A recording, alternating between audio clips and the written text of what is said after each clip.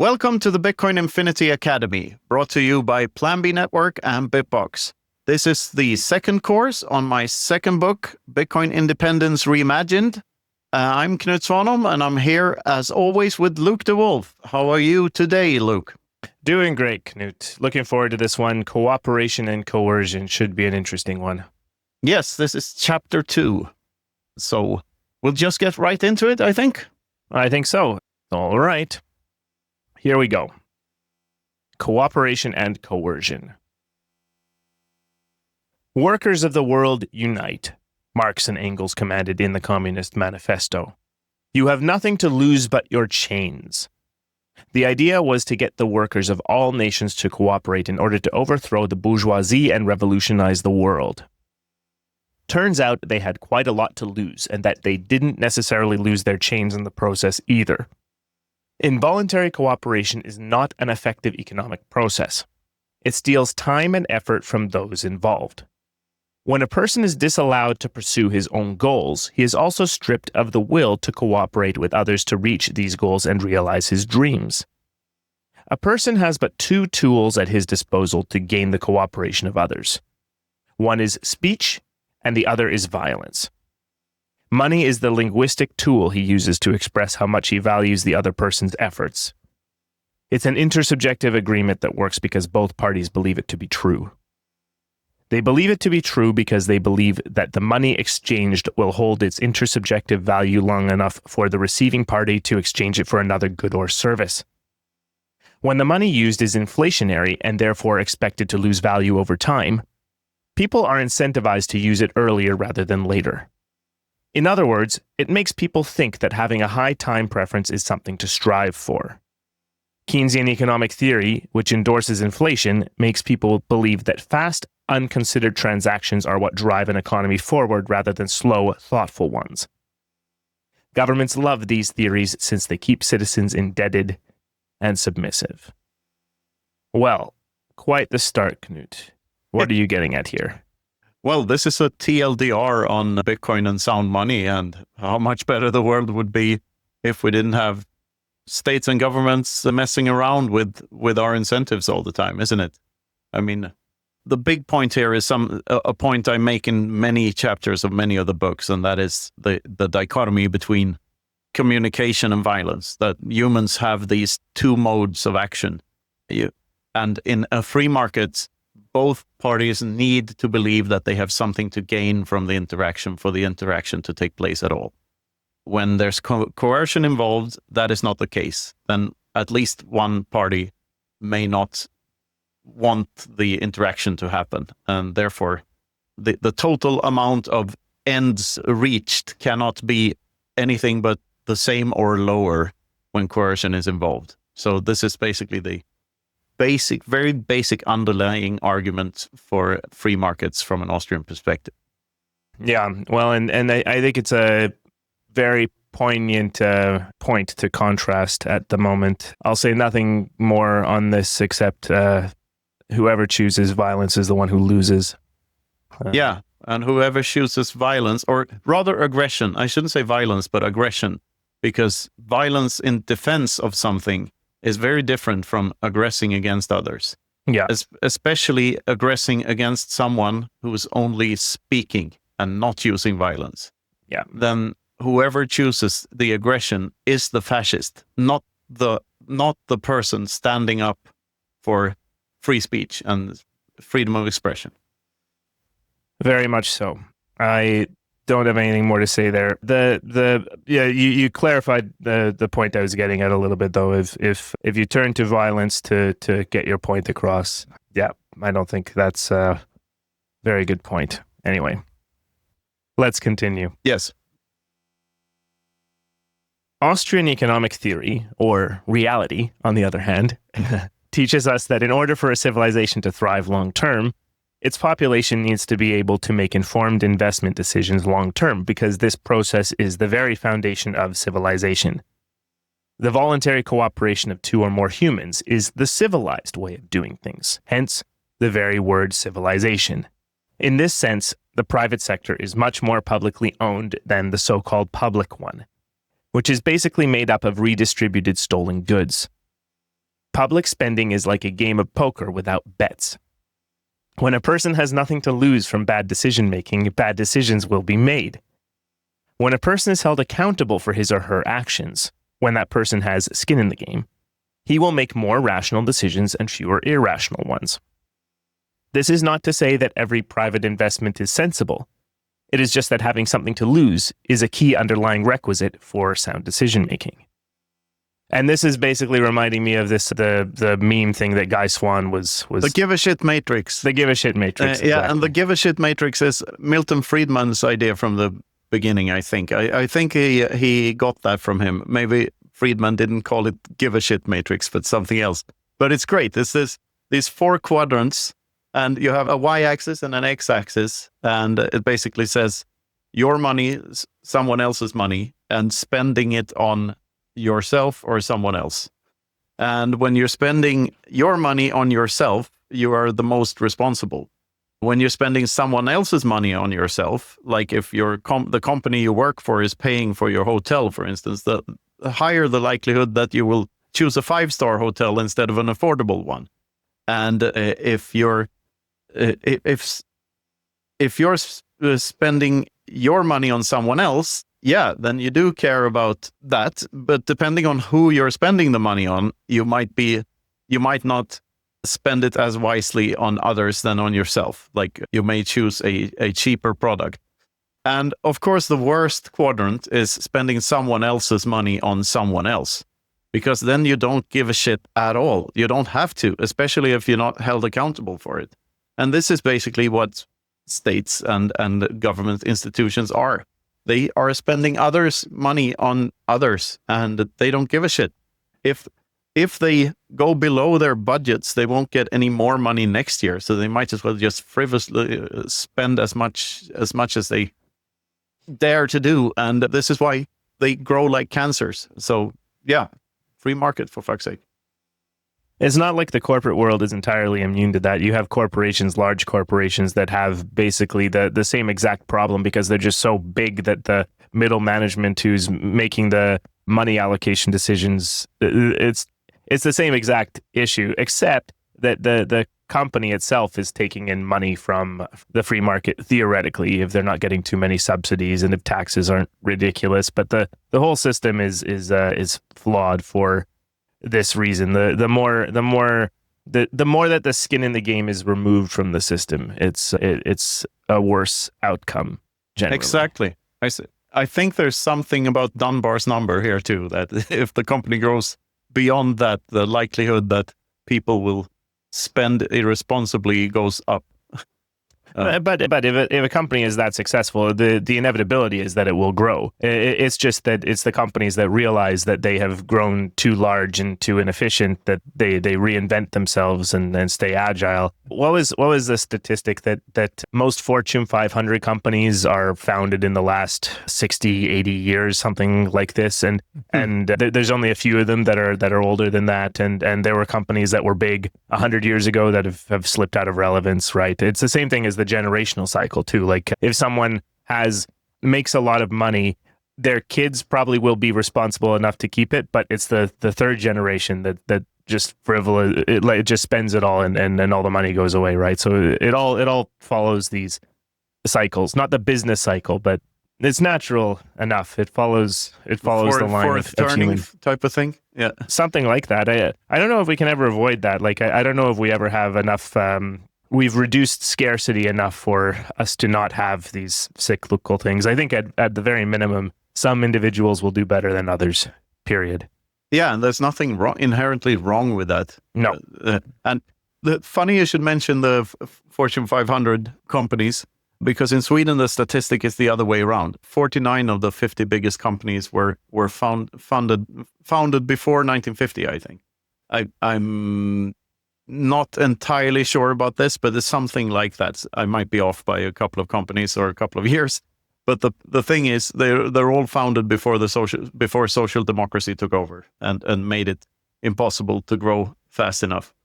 Impossible to innovate enough in a new way. You need these large structures and large organizations, the old ones, to have the resources to be able to do anything. Yeah. Like the Nokia phone company wasn't a phone company before there were phones. Obviously, they were a rubber boots and tires company, but then they made mobile phones. But now they don't make mobile phones anymore because someone else came in and took the mobile phone market away. But now they're doing networks and all this. So it's just a example. In like the span of 30 years, you can go from being a tire company to the biggest phone company in the world to now you don't have any of that business anymore. It's crazy. They got tired of rubber. Is that could be? Well, they spun off the tire company. I think was what happened. Yeah. All right. Anyway, yeah, that was an interesting one. But I like this paragraph though, and like this chapter in general is just showing a few specific points that are very much like, yeah, even if the idea of having like a government and a state, even if you allow that to have the best possible view of that it's just a way for society to take care of each other, it mentions that at the very bottom there's a threat of violence, of coercion, and that nothing is going to get spent properly because it all comes from other people, and so the people doing the spending have no skin in the game themselves. No. Unless you get a populist nationalist or something who actually likes his people. Maybe El Salvador has something like that at the moment, but hard to say. Yeah, there's degrees of how bad it gets, of course, but I don't think any statism, like I guess I'm slightly more to the total ANCAP than you are, but well, I'm playing the devil's advocate. Yeah, in this case. I mean, you mentioned the companies that grow to like the large corporations and stuff. Of course, there's government intervention messing that up too. Like the too big to fail, the notion of too big to fail and bailing out banks and stuff. Like that's obviously very bad and very a problem that originates from the state and not necessarily from the big company.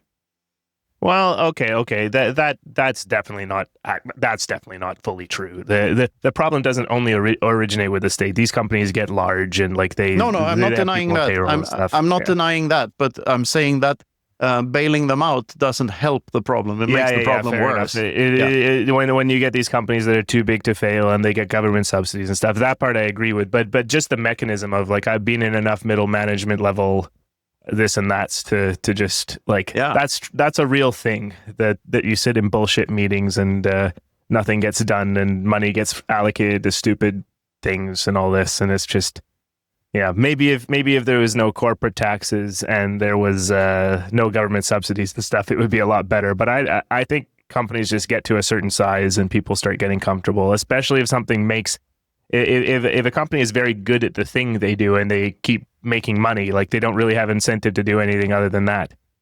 So it's a at the margins, this could be affected by the government on one side, and on the other you have these ultra efficient companies that have no choice but to be efficient or else they're not going to survive. But this big blob in the middle that's just like these corporations that exist in the economy and they just make money. Yeah, I think a lot of that is due to the barriers of entry being so high, though, because of government intervention. So very possible they would have more fierce competition if the barriers weren't so damn high. So like it's all intertwined. That's what I'm saying. Like no interaction really is just communication or just violence at this point. It's always a mixture between the two when you're selling a good. Just like VAT it's not all of the problems. Yeah, exactly. But it's also that not all of the problems come from the government. The government just makes everything worse. That's the part I agree with. It's not that the government causes all the problems. There would be problems if there were no government, but the government makes everything worse. That's what I'll agree with. Let's converge on that insight. Yeah. Well, I think it's a really hard argument to say that everything comes from the government because we didn't always have governments. No, well, yes and no. We always had aggression and we always had local monopolies on violence, and they always made things worse for the guy who's just trying to get along. So like whose property was attacked. So it depends on where you draw the line, I guess. But in general, they make things worse. Yeah, I guess I'm just saying it's not only possible, but it happens a lot that people that individuals can all agree to do something dumb. Absolutely. I mean, the free market doesn't solve all problems. It just makes problem solving a lot easier for everyone. Yeah, I can definitely agree with that. A fun chapter was the point I was making. These points are prescient and good. Let's continue. Taxation, and even more so, inflation, are intersubjective fantasies with such worldwide acceptance that it's hard to imagine a world without them. However, neither one of them is rooted in voluntary cooperation. In order for a government or a ruler to impose taxes or inflation on its subjects, it needs to coerce them into submission first. This cannot be done without a threat of brute force backing the legitimacy of proposed policies, a fact easily forgotten as taxes and inflation exist practically everywhere on the planet. There are, however, other ways of financing large cooperative ventures. They just haven't been tried at nationwide scales yet. Crowdfunding, for instance. The internet has given us a plethora of financing tools that have the potential to change everything. So what do you think about this? Yeah, there's a lot here. Of course, this ties into Bitcoin, and a company that is outside of all the systems does not need to be anything more than a messaging group. And you could just do things like that whole insight that you can just do things with your friends. And as long as you have Bitcoin, there's no need to involve governments or banks or anything else. You can just do the stuff. Like, that's what permissionless is all about. And they might not like that. And you may take a risk doing so, that some interventionist will say, hey, well, what are you guys doing? But but my point is that you can. Nowadays, you totally can, and you can do it in a very private way. If you know the tools and if you have the skills, you can just do things with your friends. And we're heading into that world, whether government officials want to or not. Nothing stops this train. Nothing stops this train. Yeah, I mean, I think the point here that taxes and inflation come from coercion. That's the slightly subtle point, right? That taxation, I think it's obvious that the government forces you to pay the taxes to some extent, but the inflation is hidden, like it always is hidden, right? That when you've got a form of money that the government decrees by fiat, the inflation rate is only backed up by that the government says you must use this money. So it's subtle, and there can be this kind of arm's length thing that the Federal Reserve Bank is technically independent from the government itself. But at the end of the day, if it weren't for the government saying you must pay your taxes with this currency, and society kind of falling in line that this is the medium of exchange, then it wouldn't have nearly as much power. But maybe there are some ways out, right? Yeah, no, exactly. And also just the notion that a certain entity has the right to counterfeit money, it's just bizarre. And we're into Jeff Booth territory here already, I think, with the notion of stable prices being the biggest lie ever told. Like, because even if you have so little inflation that prices just stay stable and denominated in your fiat currency, you're being fucked on so many levels, because prices ought to fall. The natural state of the free market is deflation. If you practice doing something, you get better at doing it, and therefore all prices should fall. And this is super hard for human beings to wrap their heads around because they haven't experienced it before. But if you're a Bitcoiner, if you denominate in Bitcoin, if you view the world through a Bitcoiner lens, you can see it happening in real time, and it's wonderful. Well, maybe let's get to the Bitcoin of it then. Yep. Bitcoin is a difficult concept to wrap your head around because it requires you to question and rethink so many things that you've mistaken for absolute truths all your life. Democracy, for instance. We've all been told in school that democracy is the best way there is to run a country because it revolves around the will of the people. The schools themselves are completely authoritarian and run in a top-down fashion, though. Institutions that all democratic countries force their young citizens to spend at least 9 years of their lives in. We find a governing body at the very top that decides on the curriculum and ranking of establishments.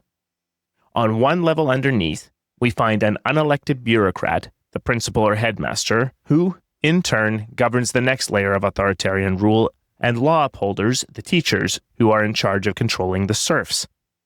A poor mass of sorry kids who are force-fed nationalistic and biased information across all subjects, even including math sometimes, and punished if ever found challenging the order. No questions in class, just sit down, shut up, and do your work. Yeah, this is a little bit out of the context of the chapter, but taking a shot at democracy and government-run schools. Yes. It's not holding back this book, is it? No.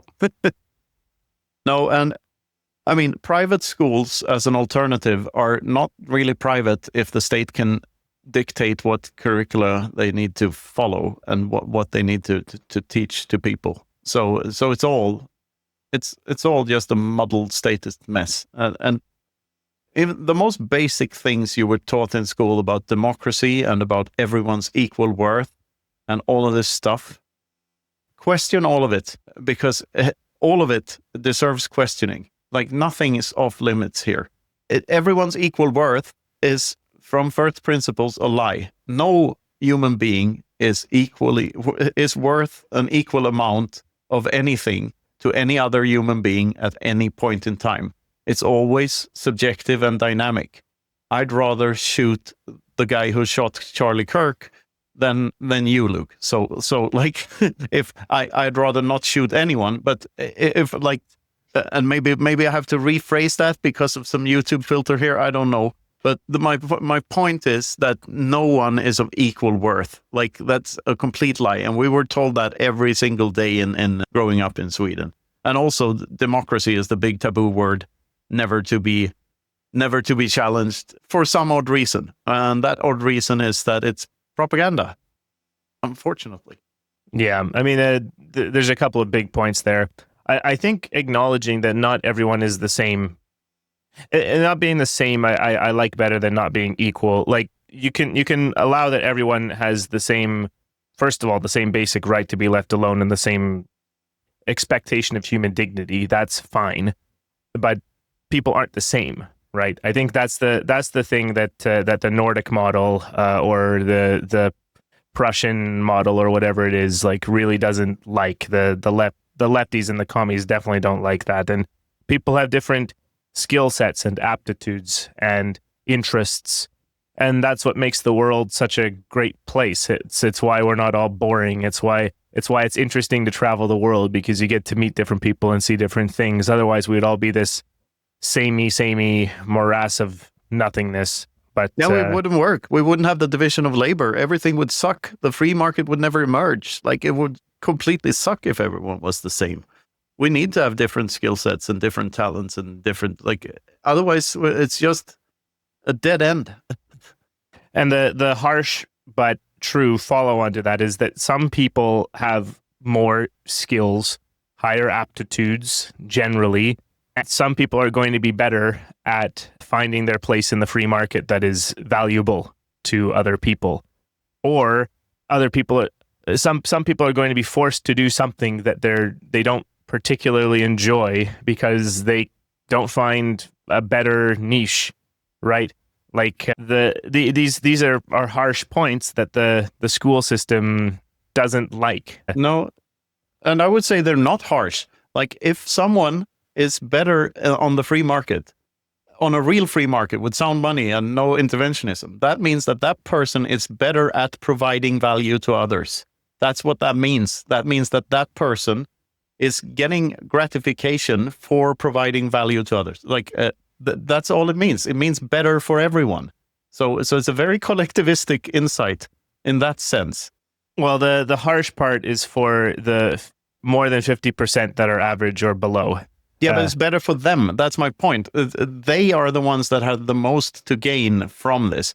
All the equalizing policies of the Soviet Union and anything left hard is actually worse for the poor person. Like, the poorest person in a free market economy is better off than. I mean, that's how the Soviet Union ended. Like, when I always forget if it was Gorbachev or Yeltsin visited this one-horse town in rural America, and there's more food there than in the Kremlin. So, yeah. No, I mean the harsh part about it is just having to come to terms with that, right? And I mean this is a part of coming to terms with the reality of life generally. Like this even comes back to a little bit of how kids become adults in the world. Basically, you have to come to a realization that the world isn't fair and things aren't given to you for free. It always comes from somewhere, and the hard pill to swallow for the people that these systems are supposedly trying to help is that there are people in the world who are better at stuff than you, and that's okay. No, and That's that okay. envy is a dead end. Like, it doesn't lead anywhere. It's self-destructive. Like, No, and I think if more kids, people in general, heard the message of you need to find your place in the world where you provide value to others, and that's it. Like that's all you have to do. You have to provide enough value to others to keep yourself going, yourself and your family and those you care about, and that's all you have to do. It doesn't have to be complicated. You don't even have to enjoy what you do as long as you don't hate your life. But if you provide value to others and can put food on the table and all this, that's good. That's acceptable. We haven't even touched the democracy part of it, and I think the next paragraph more gets into it. But yeah, like it's just tough. Like there's some very good teachers and administrators out there who care about children and want to see them grow, but it's the system that's rotten. And of course, there's very many teachers who are taken up by the leftist indoctrination at this point. They're captured by that particular mind virus, and so that's not a good thing to navigate. But I think it is in general. Most teachers care about kids and want them to succeed and all this. Like people are mostly good and have good intentions, but the system and the mandatoriness of it is the problem, right? absolutely. I mean, schools are not a bad thing. Teachers are not bad. I mean, they're great ideas if they're voluntary. Like the only thing I'm reacting to here, and the only thing that I'm so adamant against, is involuntarism. Like where you don't get to choose. It's mandatory for kids in most European countries to stay in school for everything but a week per semester or something like that. That's how much time off you can get. So if you travel around with your kids, travel the world and teach them languages and cultures and whatnot, then that's counted as less valuable than sitting and listening to a boring old lecture. I mean, that's what the reaction is against here, really. The system, not the particular functions of particular people in it. People do their best. That's not the problem.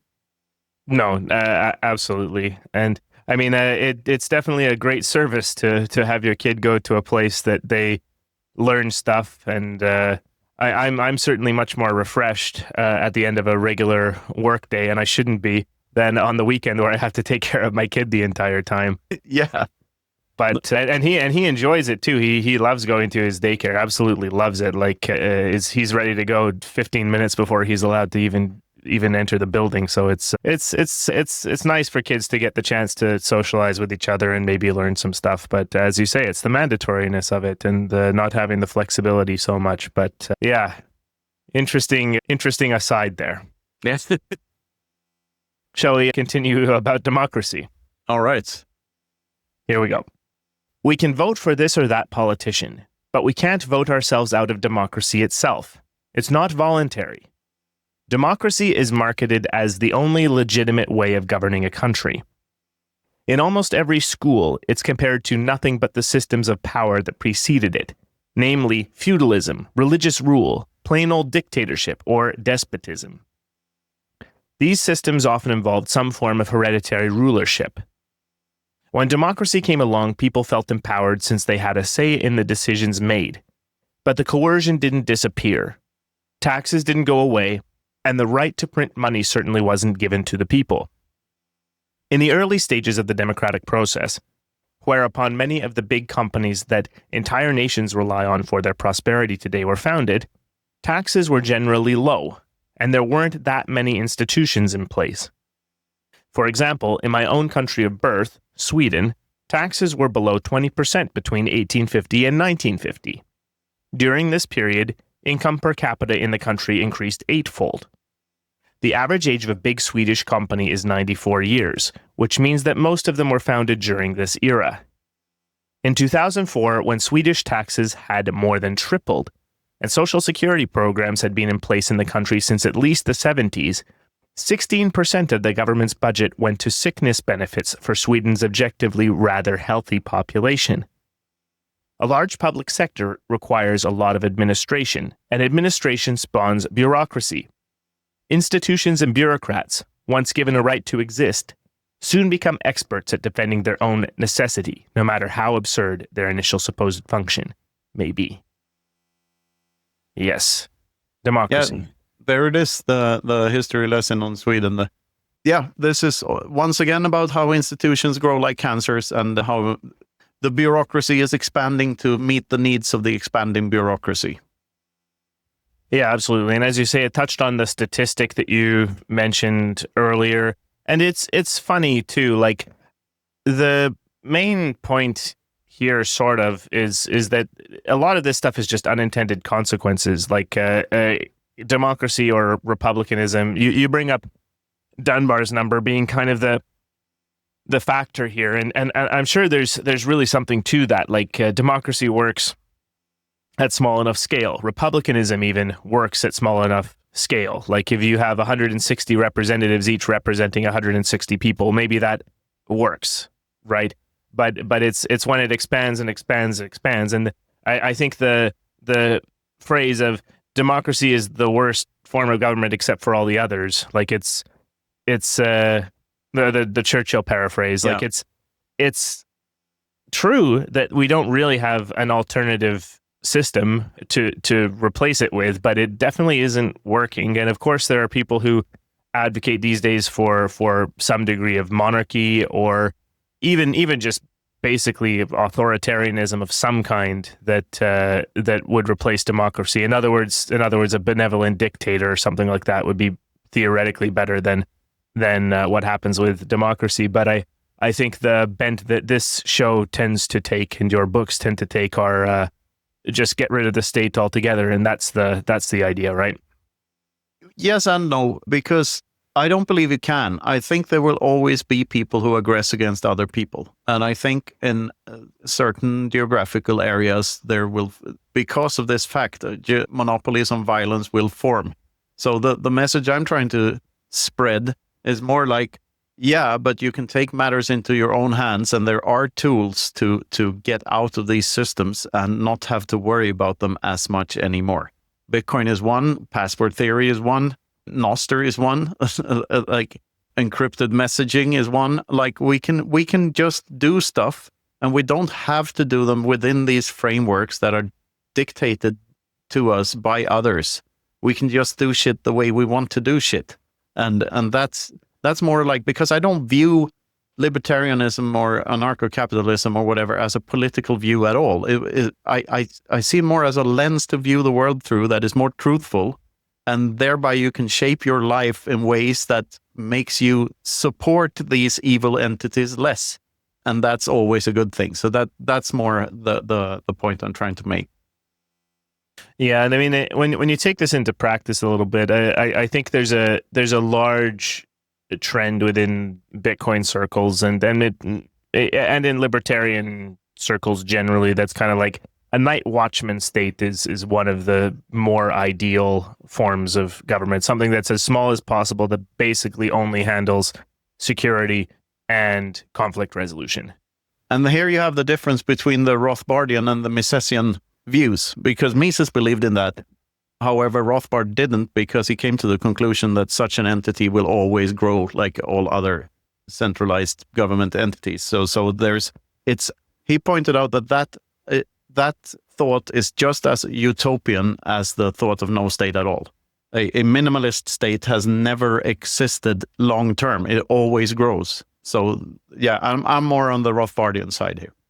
In other words, this is just a hard problem, right? Like I think that's the key takeaway here, is that no matter what system we try to put into place, there's always once something gets into a degree of power, it tends to accumulate power until it's stopped, basically.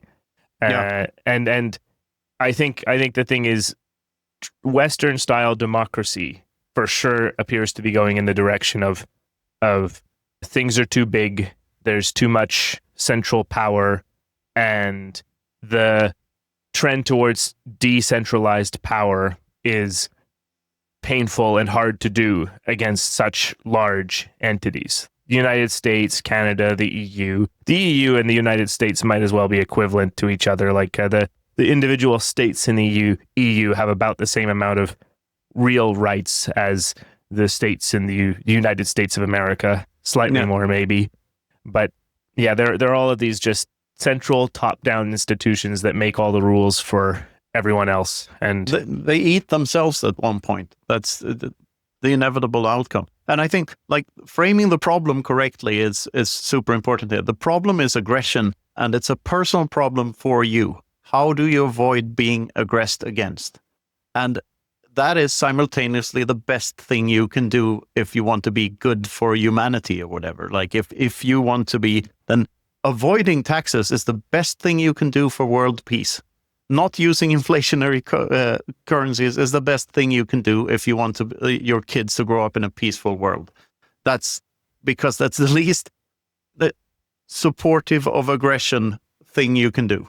Yeah, maybe the only way out of the system is to opt out, and it isn't necessarily our jobs to put another system in place. It's just to opt out and take care of our own freedoms and the well-being of those closest to us.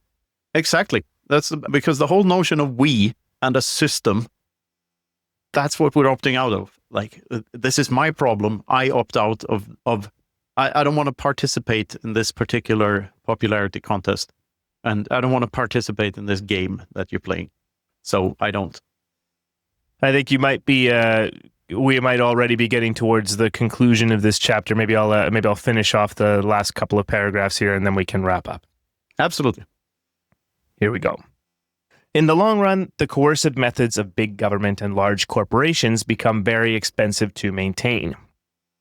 To keep up with the rising costs of keeping the ducks in line, we get phenomena such as negative interest rates, bank bailouts, and quantitative easing.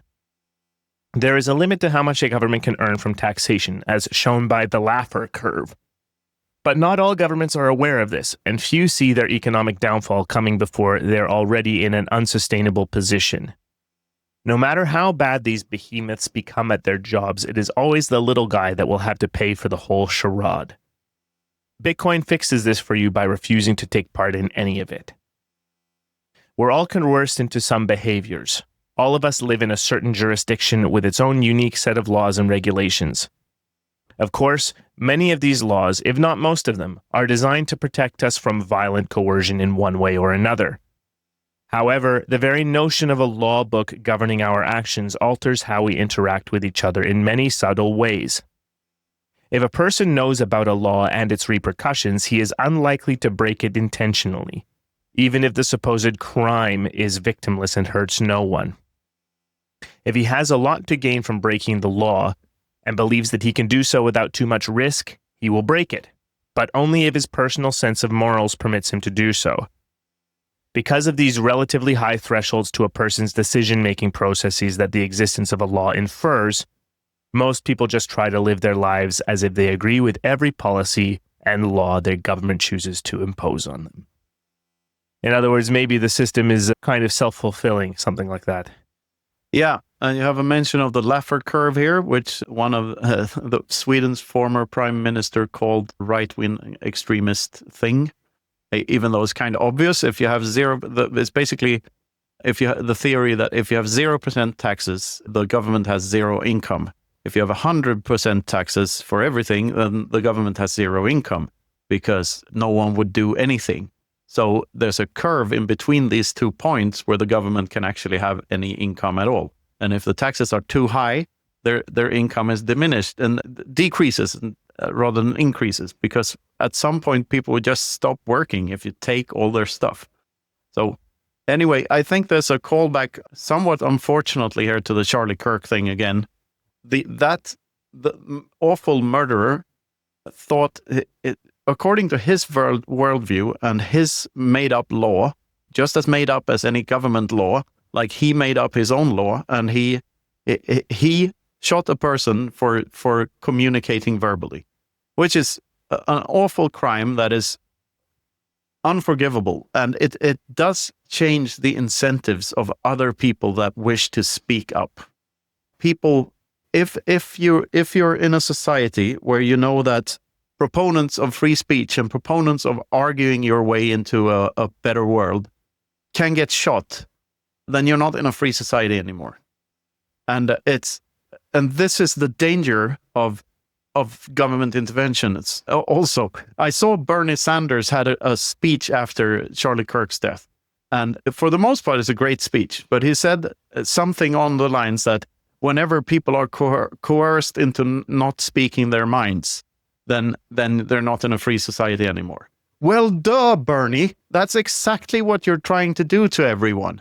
He's trying to coerce people into behaviors that they otherwise wouldn't have done. Like, it's the same thing. That is also violence. So, yeah, it made me... I get so pissed when I see the lack of ethics and morale in politicians. They always have a double message, like, oh, I condemn this because this is so wrong, and then they do something that is on the same fucking scale as the other. No, I don't buy it. Coercion is not the way out of will not make people speak their minds more freely. No, and I mean I think we have to be careful a little bit. There is a difference between actually murdering someone and forcing someone to pay taxes with implications. It's not a huge difference, but there is a actual difference between threatening to pull the trigger and actually pulling the trigger or something like that. But I agree with your points entirely. It's just more like I don't want there to be any misunderstanding about the there are levels to this, something like that. So how do you count conscription then? Well, interestingly, the conscription situation in Finland, for example, because I'm most familiar with this one, is that you can choose not to do the conscription. You can choose to do a public service term instead, and it's usually fairly short. And the thing is, most of society actually agrees with this particular thing, especially because the eastern neighbor to Finland is quite volatile. We're not so worried about the western one, but the eastern neighbor is quite volatile, and defending the country is important. Sometimes you have to defend the things that you care about. It being mandatory, that's interesting. Is it mandatory if everyone would do it anyway? That's it's not. Tough. No, it's not. Then it's not mandatory. But would it, like, if everyone does it of their own free will, do you think that scenario could ever happen in a society where public schooling was voluntary? Like, I don't know. I mean, I think if your country has been invaded a couple of times in the last century, and a practical way of avoiding that in the future is to take up arms yourself and know how to defend yourself. I mean, this is some Second Amendment stuff. Like, it's not one of the ultra misquotes about Charlie Kirk generally was that he was saying, like, maybe I'm misremembering the exact thing, but it was something like the Second Amendment is worth it even if some people still die because of guns. And the point is so true on the face of it. But people choose to just ignore it. Like the thing about it, it's still not okay to murder people. Even if you have guns, it's still not okay to murder people. Of course not. But you should have a means of being able to defend yourself. That's the entire point that's advocated for, right? And so to bring it back to the conscription thing, because this is actually interesting. You do get thrown in prison if you refuse to do anything. Like if you refuse to do the alternate thing, you will get thrown in prison. And I don't agree with that. No. I do agree, though, with the society coming together and agreeing to defend itself. And I do agree with individuals learning how and being good at defending themselves, because you don't get rid of that problem. That's the biggest problem that I think is difficult to get rid of in an anarcho-capitalist utopia. Yeah, except I think that would be solved better by a free market than coercion. So the question is, the defense is okay. So the question becomes, how much defense? And this is illustrated by the Israeli-Palestine conflict, where, the Palestinians shoot a rock from a pipe, costs them like $100 of explosives or something, and then the Israeli anti-missile system has to spend $500,000 to shoot that rock down. So this is how all of these things. We have to remember that governments are criminal organizations. They're gangs, and these are all turf wars. That's all wars are turf wars, or all of the greatest atrocities against humankind were committed by governments. But like by far, I can highly recommend Hans Hermann Hoppe's views on the Ukraine versus Russia war. I'm paraphrasing here, but it's basically that you have the small criminal gang Zelensky, against the slightly bigger one, which is gang Putin. And this bigger gang is being mean to the smaller gang. So therefore, the biggest gang, which is NATO, it chooses to spend a lot of resources by taking stuff from their populations to give to the smaller gang to stand up to the second largest gang. And the smallest gang uses these resources by sending innocent 18 years old to their deaths, who may or may not have been better off by just being invaded by Russia and being ruled by some other asshole. Like the whole machine is so inherently violent and aggressive. And I think the only way out of, and if we ever want to kumbaya John Lennon our way out of things, the thing to stop doing is support these fuckers, because they're all fuckers on some level. And I wish that people in Russia would too. And they are to a large extent. I mean, the oligarchs, great. Like, take the money and run. At least you're not supporting Putin anymore. So, yeah. Anyway, this went on a lot of tangents. I am a pacifist at heart. I hate aggression. And that's why I'm a libertarian. And that's why I'm an anarcho-capitalist. I hate fucking aggression. I think people ought to talk their way out of stuff. And in any war, regardless of, like, the priority one should always be to stop the killing, because human lives are worth much more than any other property could ever be.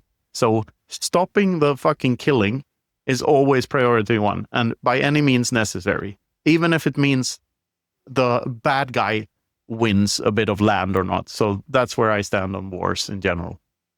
Yeah, you know, I think you'd probably enjoy this marathon 10.5-hour podcast episode with Scott Horton on Lex Friedman. I know you tend to not like the guy, but I am simply actually giving it a view just because of the impressiveness of, apparently it was recorded all in one stretch of 10.5 hours. So yes, holy shit is correct. And Scott Horton, I don't agree with him on every conclusion he makes, but the dude is an encyclopedia. He can recall facts going back 40, 50 years about how America is just so brazenly evil, basically, with how they handle themselves in the Middle East especially, but also in dealings with Russia and dealings with Israel and all of this stuff. It's all intertwined. And the base of it is basically that these larger gangs, as you say, have been screwing around with the world for a really long time, and some of the reactions to that are completely understandable. But ultimately, so his website is antiwar.com. Like I think he's pretty much in lockstep with all of this. He's very against war happening. But the funny thing you said at the end there might be like the truest thing of all. Like, stop the killing and figure out all the other things afterwards. And unfortunately, that might have a less palatable outcome for the Ukrainians. But yeah, I think Russia has the appetite to go quite a bit longer. And what is the ultimate cost there? As you say, we've gone on a lot of tangents. Maybe to pull back a little bit to the conscription thing, because there's another point to that. In Finland and Estonia, I'm also to understand, it's mandatory for men to do the conscription, but it's not mandatory for women, right? And so that, first of all, is a bit funny. Why do they have voting rights? Well, it's the funniest thing. It's simultaneously acknowledging that there is some kind of difference between men and women, but not when it comes to if you can throw your life away, something like that. It's weird and a little perverse. But the thing is, women to a massive amount have been doing the military service. Now they don't have to, and they're volunteering to do it, right? So I think there's a thing here that when it is not mandatory, people might actually want to do the thing more. And in Estonia, apparently, the military is more women than men because the men all found ways to get out of it, but all the women wanted to do their service so that their country never gets rolled over by Russia again. No, I've met Finnish women, and I can confidently say that I have no preference whether I'd rather go to war with a Finnish man or a Finnish woman. Absolutely. So, I would say, yeah. So just to put a cap on this, like an empire, regardless of the democracy or back in the day, like the Roman Empire or Ottoman Empire or whatever, like an empire expands naturally because the state grows bigger. And raising taxes is very unpopular. So they can only do that to a certain extent to pay for their grandiose expenses.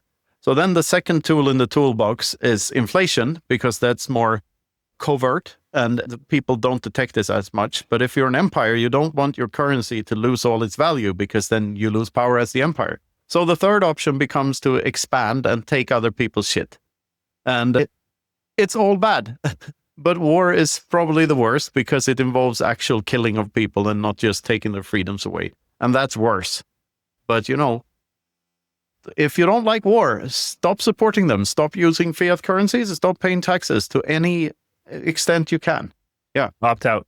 Put your wealth and resources into the alternate system, Bitcoin. Yes. The transition to a red economy, a commie economy posing as a green economy, will be replaced by the transition to an orange economy, and they all lived happily ever after. An orange economy propped up by the purple communication system. Yes, absolutely. Yeah, all right. That too. Well, this turned into a bit of a this was a fun one. I love it. And if you liked it too, don't forget to comment and like and subscribe and brush your teeth and all that shit. I believe that will do it for today. This has been the Bitcoin Infinity Academy. Thank you for listening. See you next time, Luke. Bye.